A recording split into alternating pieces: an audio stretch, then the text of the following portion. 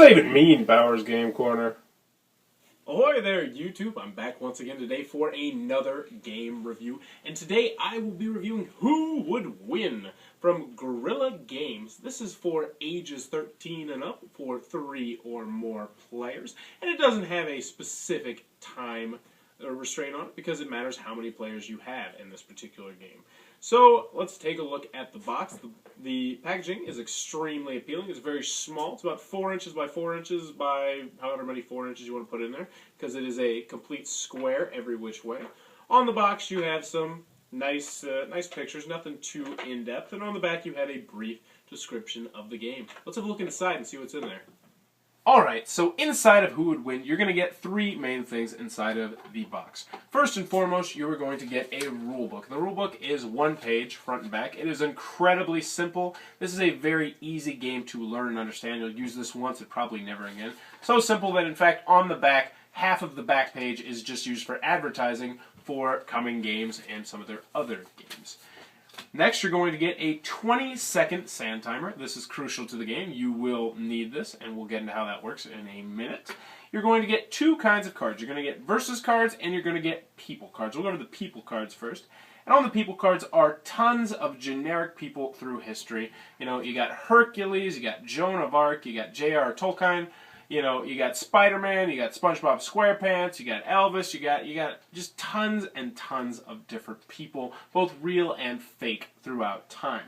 And they will be competing all with these cards, the versus cards. So to figure out what your people are going to be competing for, you're going to look through these cards, you're going to draw one of them off the top. So you might have a spitting contest or a naval battle, a drinking contest, a spelling contest, just tons of weird kooky things that these people are going to be competing in. And the object of the game is to argue your way into winning 5 of these cards, and then you are the winner of the game.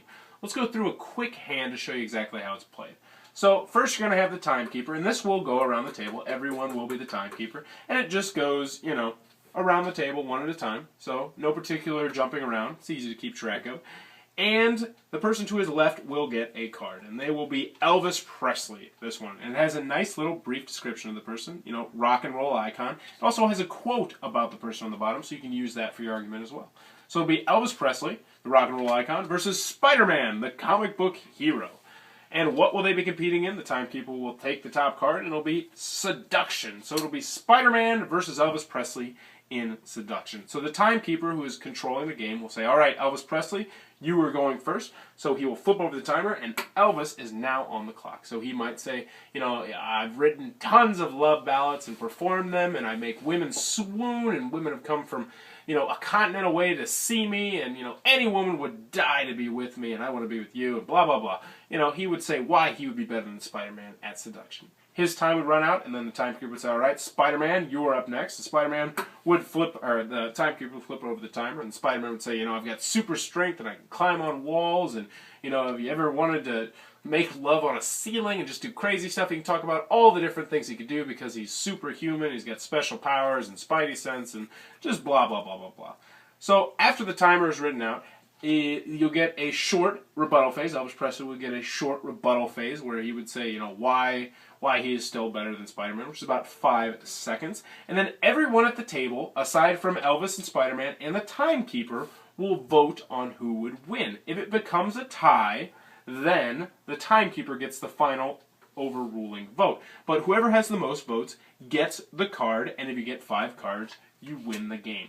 Now it goes around and around. Now in the rule book, it says they want you to do it where first you're going to be facing the person to your left, and then you're going to face the guy 2 to your left, and then 3 to your left, and so on and so forth.